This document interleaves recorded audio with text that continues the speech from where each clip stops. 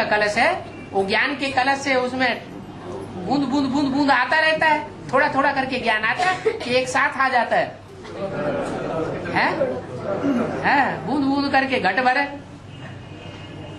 पूरी पूरी तालाब भरे। तो ऐसे ही है कि वो जो धीरे धीरे ज्ञान आता है, वो ज्ञान उस लिंग के ऊपर टपकता रहता है। वो ज्ञान कलश की बात है। ज्ञान कलश तो स्वयं शिव बाबा ही है। बेलपत्री शंकर जी के ऊपर चढ़ाते हैं या लिंग के ऊपर चढ़ाते हैं? हाँ, तो लिंग जो है वो शिव जिस संपन्न पुरुषार्थी रूपी शरीर में प्रवेश करता है, उसकी यादगार है लिंग। वो निराकारी स्टेज में स्थित होने के कारण उसको हाथ पांव नाक आंख कान नहीं दिखाए जाते। इस शरीर में से हाथ पांव नाक आंख कान और ये ज्ञानेंद्रियों का हिस्सा काट दिया जाए तो क्या रह जाएगा? लिंग रह जाएगा। वो लिंग रूप जो है, उस लिंग रूप को भक्तों ने पूजा है, बेसिक ज्ञान वालों ने। क्या? और एडवांस ज्ञान वालों ने भी पूजा है। वेद के रूप में जब पूजा है तो सेवा करेंगे कि पूजा करेंगे? सेवा करते हैं। तो ब्रह्मा जैसी आत्माएं, विष्णु जैसी आत्माएं और शंकर जैसी आत्माएं, तीन तीन आत्माओं का जो कार्य व्यवहार है, ऐसा व्यवहार करने वाली आत्माओं को अर्पण करते हैं। जो विष्णु बनती है वो स्थापना के कार्य में भी सहयोगी बनते हैं, पालना के कार्य में भी सहयोगी बनते हैं और विनाश के कार्य में भी सहयोगी बनते हैं। ऐसे तीन प्रकार के कार्य व्यवहार को अपनाने वाली आत्माओं को उस लिंग पर अर्पण किया है। किन्होंने अर्पण किया है? बच्चों ने। जिन बच्चों ने अर्पण किया है वो बच्चे ब्राह्मणों की दुनिया में बैठे हैं या बाहर की दुनिया में? वास्तव में वो अर्पण करना चाहिए शिव परम पिता परमात्मा के लिए या देहधारी के लिए? बेसिक में भी ऐसे निकले। जो भी सेवा की वो समझा कि हमने ब्रह्मा बाबा की सेवा की। एडवांस में भी ऐसे निकलते हैं जो राम के ही भक्त बन करके रह जाते हैं। ये बुद्धि में नहीं रहता कि हम शिव की सेवा कर रहे हैं। इसलिए भक्ति मार्ग में वो बेल पत्र चढ़ाने की प्रथा चल रही है। हाँ, ये सुशान का मतलब है सब मुर्दे बने पड़े हैं, ये जैसा ज्ञानी है, आज नहीं तो कल ये लुढ़क जाएंगे। क्या कहा है? सब विनाश होने वाले, सब मुर्दे हैं, मुर्दे। बात को समझने वाले नहीं है। माया की फाइनल पेपर होगा, ये सब मुर्दे बन पड़ेंगे पूरे। आंख नाक कान भी नहीं हिलाएंगे, हाथ पांव भी नहीं हिलाएंगे। तो शमशान घाट में है कि नहीं? हाँ, शंकर जी भस्म क्यों रमाते हैं? हाँ, ये भक्ति मार्ग में जो भगत लोग हैं वो सब स्थूल काम करते हैं। क्या? असली काम जो है वो भगवान बाप आकर के सिखाते हैं। भगवान बाप कहते हैं कि मैंने आकर के सिखाया था कि तुम अपने देह अभिमान को, काम को, क्रोध को, लोभ मोह अहंकार को राख बना दो, मार दो। देह अभिमान को मार दोगे तो राख बना देने के बाद वो पैदा ही नहीं होगा।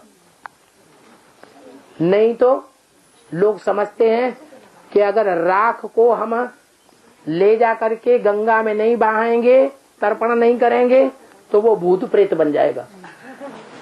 तो उसकी राख भी न रह जाए, काम क्रोध लोभ मोह अहंकार अर्थात देह अभिमान की, वो देह अभिमान की भस्म बना दो, जला दो। भगवान जिस तन में प्रवेश करते हैं उसका भी नाम रखते हैं शंकर। वो भी ये काम पहले करता है। क्या करता है? अपने काम क्रोध लोभ मोह अहंकार जो देह अभिमान है वो सारा क्या करता है? भस्म कर देता है। तो भक्तों ने वो बात तो समझी नहीं, क्या करना शुरू कर दिया? जो भगत लोग हैं, बाबाएं हैं, उन्होंने पूरे शरीर पर भस्म रमाना शुरू कर दिया और शंकर जी की मूर्ति में भी भस्म लगा दी। वो कोई भस्म लगाने से कुछ नहीं होगा। क्या करना है? अपने देह अभिमान को, काम क्रोध लोभ मोह अहंकार को क्या करो? भस्म कर दो योग अग्नि में। ज्ञान डांस करते जाते हैं और जिन आत्माओं को सजा मिलनी है वो सजाएं महसूस करती जाती है, इसलिए उसका नाम पड़ा है तांडव। ताड़ना करने वाला ज्ञान डांस। ताड़ना माना पिटाई। ज्ञान के नए नए पॉइंट्स निकलते जाते हैं, जैसे राम के बाण निकलते हैं और असुरों को घाव लगते हैं और उनकी आत्मा अंदर से कचोटती जाती है, घायल होती जाती है, संसार के सामने मुंह दिखाने के काबिल नहीं रहते। ऐसे ऐसे रहस्य खुलते हैं एक एक आत्मा के बारे में। सबसे ज्यादा बरसात कौन से महीने में होती है और कौन सा युग है? संगम युग है, श्रावण मास। क्या है? श्रवण शक्ति का मास है।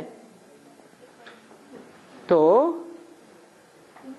यही कारण है कि श्रावण मास में जैसे स्थूल बरसात बहुत होती है, ऐसे ही संगम युग में कौन सी बरसात होती है? ज्ञान की बरसात ज्यादा होती है। और जिस महीने में ज्ञान की बरसात ज्यादा होती है उस महीने में शिव की पूजा भी ज्यादा होती है। और कोई महीने में शिव की पूजा होनी चाहिए क्या? और कोई युग में शिव की पूजा होनी चाहिए? इतनी पूजा और कोई युग में नहीं होती जितनी पूजा श्रावण मास में होती है। ये संगम युग है, स्वर्णिम युग है। जब स्वर्णिम युग संसार में प्रत्यक्ष होता है तो बहुत पूजा होती है शिव बाबा की। अभी तो कम होती है। क्या? दुनिया वाले तो जैसे मानते ही नहीं। मानते ही नहीं। और जो ज्ञान में चलने वाले ब्राह्मण हैं, नीची नीची कुरियों वाले, वो बेसिक वाले मानते हैं? वो भी नहीं मानते। अच्छा, एडवांस के जो सब ब्राह्मण हैं वो एक जैसा मानते हैं? वो भी नहीं मानते। वो भी 9 प्रकार के बीज हैं, 9 कुरियों के ब्राह्मण हैं। जो अव्वल नंबर कुरी के ब्राह्मण हैं वो बहुत मान्यता देते हैं। ऐसी ही मान्यता जब सारी दुनिया में होने लगे, किसकी है? शिव बाबा की, तब कहेंगे श्रावण का महीना।